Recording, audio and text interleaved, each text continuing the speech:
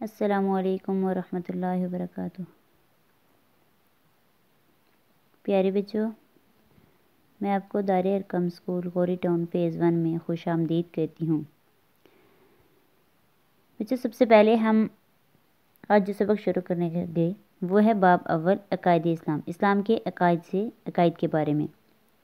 سبق شروع کرنے سے پہلے ہم علم میں اضافے کی دعا پڑھیں گے۔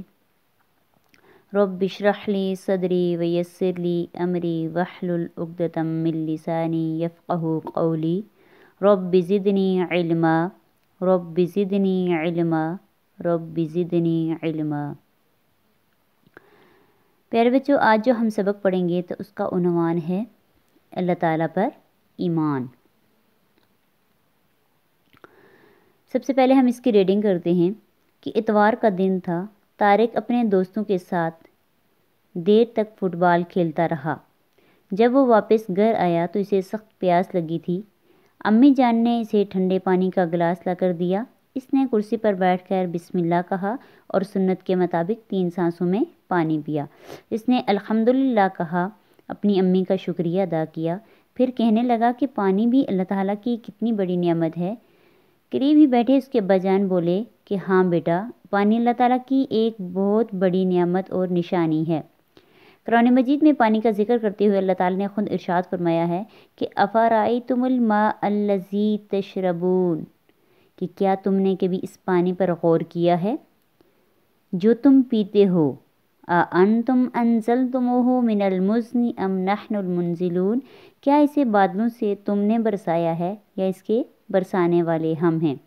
یعنی اس آیت میں اللہ تعالیٰ ہمیں اس بات پر غور کرنے کی ترغیب دی ہے کہ جو پانی ہم پیتے ہیں وہ ہم تک کیسے پہنچتا ہے، اسے پیدا کرنے والا کون ہے، اسے ہم کہاں کہاں استعمال کرتے ہیں، اور ہماری یہ زندگی کی سہولیات کو کس طرح، یعنی کہ ہماری زندگی میں کیسے سہولیات پیدا کرتا ہے۔ تو سائنسدان اس بات میں ان کی بہت تحقیق کی جب سائنسدانوں نے، تو اس کے بعد ان نے پانی کے زبردست نظام کو پہچان لیا ہے کہ یہ دور آب کا نظام ہے۔ اب اس سبق کے اندر اللہ تعالیٰ، یعنی کہ اللہ تعالیٰ کی ایمان، اللہ تعالیٰ پر ایمان کے بارے میں ہم پڑھیں گے کہ اللہ تعالیٰ پر ایمان لانا کیا ہے۔ اب ایمان کا مطلب دیکھیں گے کہ ایمان کے معنی کیا ہے۔ ایمان کے معنی ہیں یقین کے، یعنی ہم اللہ تعالیٰ پر یقین رکھیں گے کہ اللہ تعالیٰ ہے، وہ اس نے ہمیں پیدا کیا ہے۔ اب اللہ تعالیٰ پر ایمان لانے کا مطلب کیا ہے؟ ٹھیک ہے، مطلب ہے کہ اللہ تعالیٰ پر ایمان رکھنے کا مطلب ہے کہ اللہ تعالیٰ کی ذات کو سچے دل سے مانا جائے اور اس پر پختہ یقین رکھا جائے، یعنی پکا یقین رکھا جائے کہ اللہ تعالیٰ کی ذات ہے، اس نے ہی ہمیں پیدا کیا ہے۔ اب کوسچن نمبر 3 ہے کہ مسلمان کلمہ شہادت کے پہلے حصے میں کس بات کی گواہی دیتے ہیں؟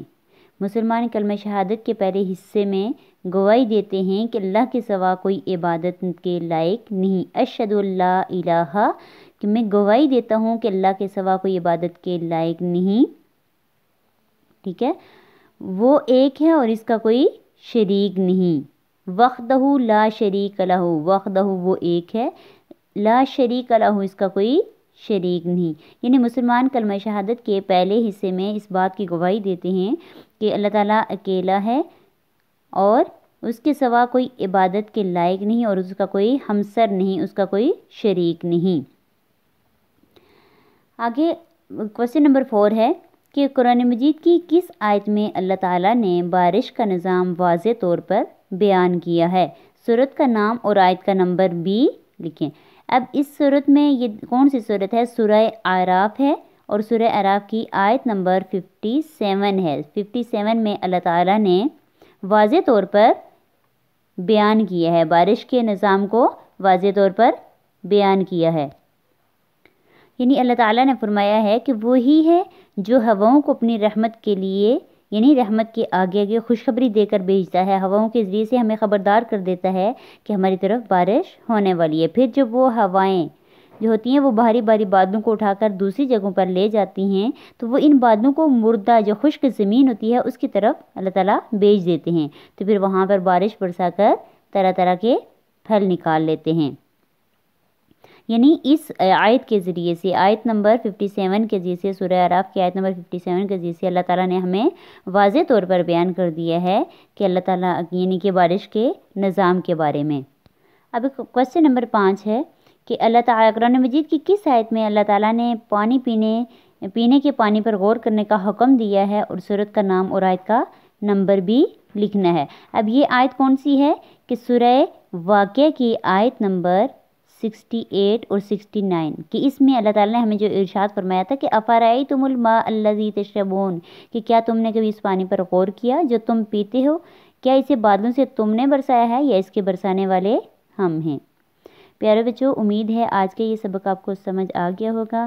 جو آپ کو کوسچن دیے گئے ہیں یہ کوسچن بھی آپ نے اچھے طریقے سے کاپی پہ حل بھی کرنے ہیں، نوٹ بک پہ آپ نے اچھے طریقے سے لکھنے ہیں اور مارجن لائن لگا کے ہر چیز کو پراپرلی اچھے طریقے سے لائنز لگا کے چیپٹر کا نام لکھ کے آپ نے جو چیز لکھنی ہے وہ ساری لکھ کے اس کے بعد آپ نے یہ کوسچن اپنی نوٹ بک پہ اتارنے ہیں۔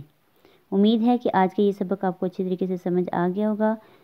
اللہ حافظ، فی امان اللہ۔